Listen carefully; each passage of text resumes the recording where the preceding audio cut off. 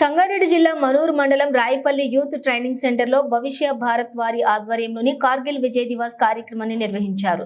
ఈ కార్యక్రమానికి ముఖ్య అతిథులుగా కార్గిల్ యుద్ధంలో పాల్గొన్న సైనికులు అమరులకు నివాళులు అర్పించారు.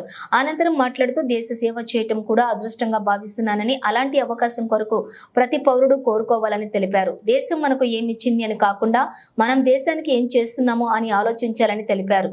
ఈ కార్యక్రమంలో మాజీ ఆర్మీ సైనికులు నర్సింహులు, లక్ష్మీనారాయణ, సయ్యద్ ఇమాం, చంద్రశేఖర్, లక్ష్మయ్య, దశరథు, మునిరత్నం, కృష్ణయ్య, కిషన్ మరియు భవిష్య భారత్ సిబ్బంది, పాఠశాల విద్యార్థులు పాల్గొన్నారు.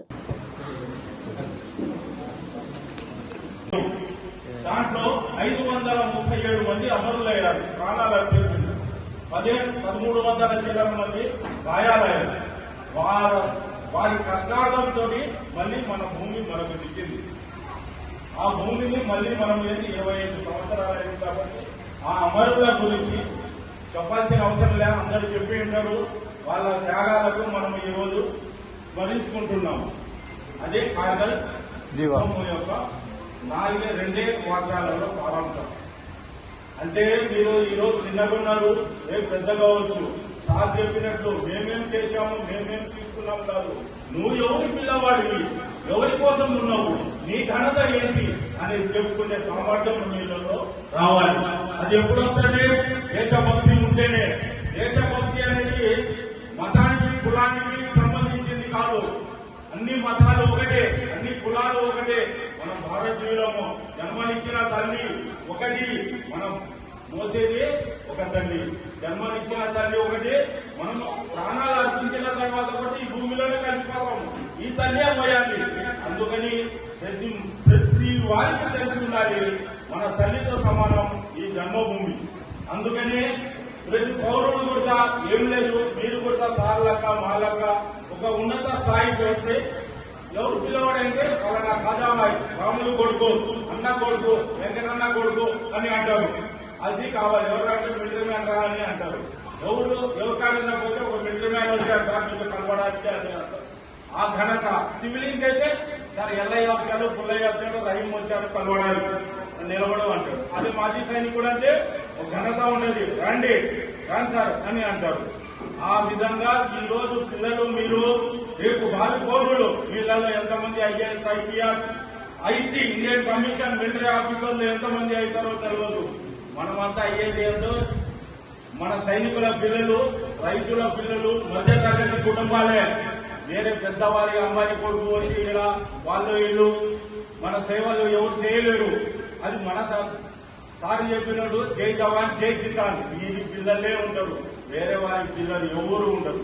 అందుకని దేశభక్తి చాటుకోండి, మీకు డిసిప్లిన్ అన్ని వచ్చేస్తాయి. ఇందులో తప్పకుండా మీరు ఒక మంచి పౌరుడిగా ఎదుగుతారు. అందుకని మేమంత దూరం నుంచి వచ్చామంటే మాకు ఆహ్వానించారు. మీరు ఆహ్వానించిన వార్త మాకు పెద్ద ఇది.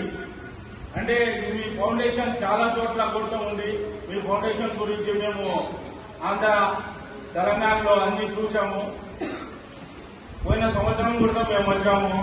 మీరు అప్పుడు ఇంత ఇది లేరు, ఈరోజు యాక్టివిటీ అయ్యారు. అంటే మీలో ఉత్సాహం పెరిగింది. ఈ ఉత్సాహం ఇలాగే కొనసాగాలని కోరుకుంటూ ఇంతతో ముగిస్తారు.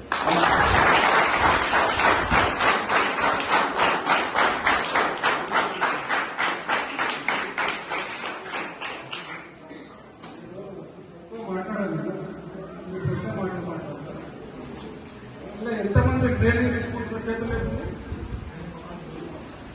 అది కాదమ్మా, ఆర్మీ అంటే డిసిప్లిన్ ఉంటుంది.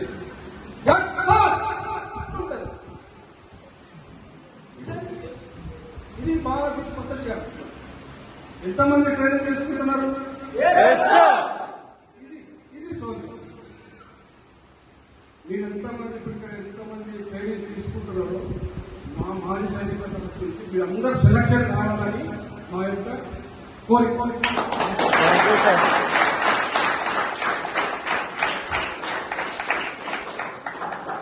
నేను 1983లో మిలిటరీలో జాయిన్ అయినా. 17 ఇయర్స్ చేసి రిటైర్డ్ అయింది 2001లో. ఇక్కడ మీ దగ్గర మీ ట్రైనర్ ఎవరైతే ఉన్నారో వస్తారు, అతనికి 2001 నుంచి 2005 వరకు నేను అక్కడ Sangareddy head quarter 14 back training యువజన సంఘాల తరఫున అలా ఎంతో మంది పోలీసుల సెలక్షన్ అయ్యారు, ఆర్మీల సెలక్షన్ అయ్యారు. ఇప్పుడు వాళ్ళు నన్ను చూస్తే